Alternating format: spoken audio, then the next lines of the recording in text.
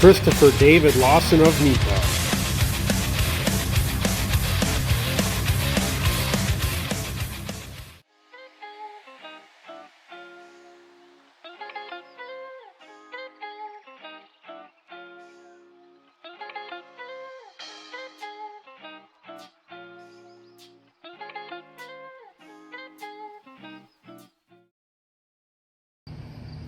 Alright, I'm out here trying to install this new S&S Intake for my Indian Scout 60 2018.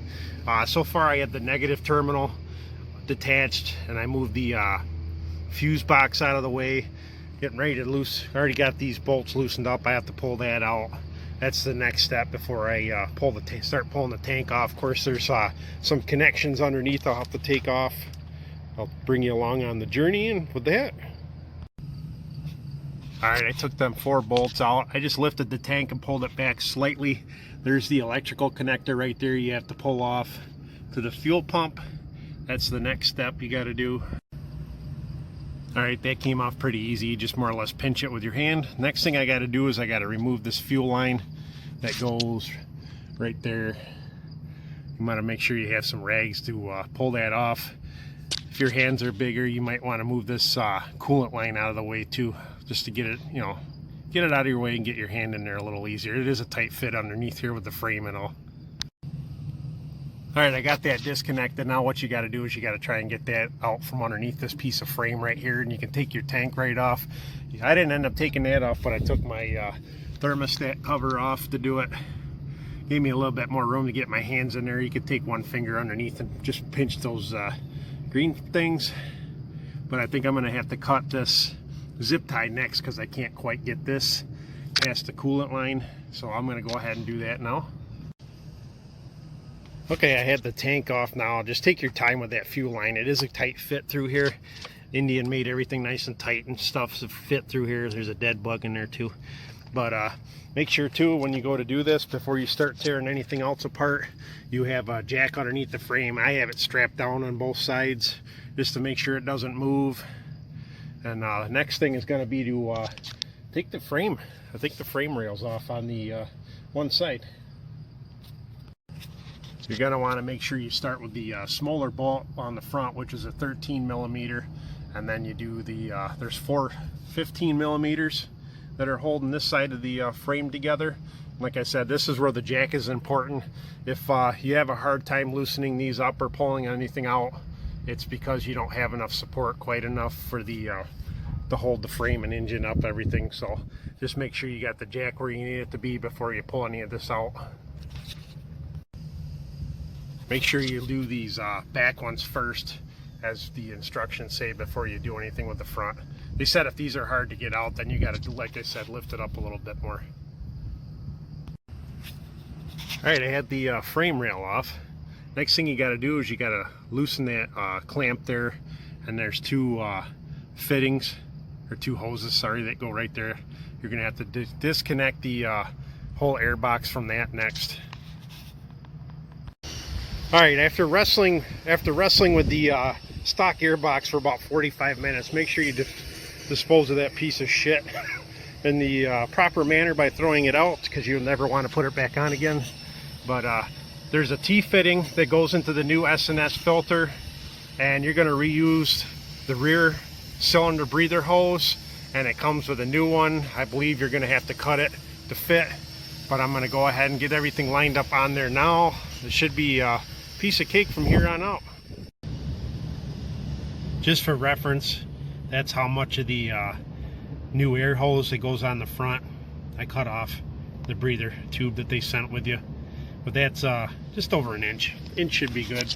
The rear one you shouldn't have to do too much with. Like I said, it's all good once you cut the new hose. Everything's on there, and now I can start reinstalling everything.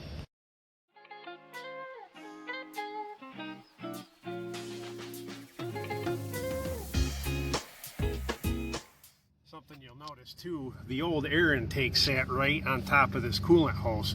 Now you got all that free space in there too. Not only just more air for area for the air to hit, you actually have a lot more space in here now, which is nice. So actually the coolant hose is a lot more free. You got more free air coming in this way.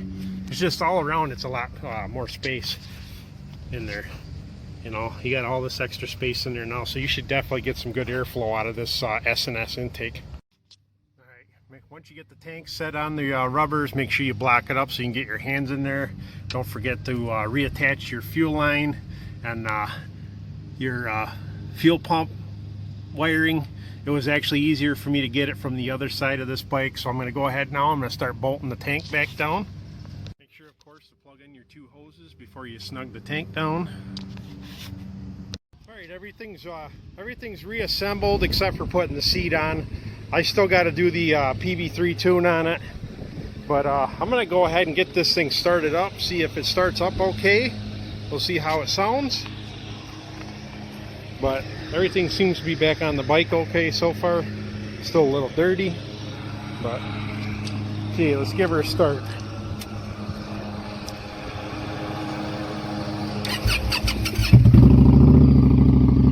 It's a good sign. Bike started right up. Of course, I got to reset my clock. I got to reset my trip meter too.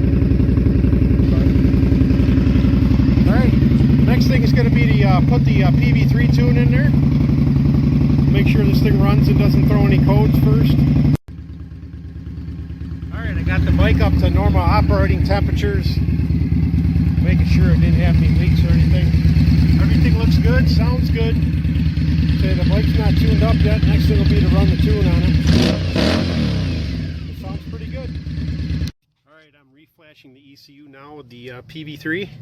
I'm using the tune number 8 that I was recommended for the intake and exhaust, but that takes a couple minutes. All you got to do is you turn the key. Of course, this was already tuned before. You'll have to check out some of my other videos, but right now it's writing the new tune, and we'll go ahead and let that do that. It takes a couple minutes to do it. All right, new tune's in. Started the bike right up. That only took a couple minutes. Everything seems to be okay. You can tell that the new tune's in there. It powered right up really quick. And of course, on the DYNOJET, there's a lot of things you can check too, but I'm not throwing any codes or nothing like that. Doesn't seem like it hesitates at all. We'll have to see how it is when it's out on the road. But that's about it for today. I'm going to go ahead and put everything back together on the bike. I might even do the oil change since I'm getting pretty close on that anyway.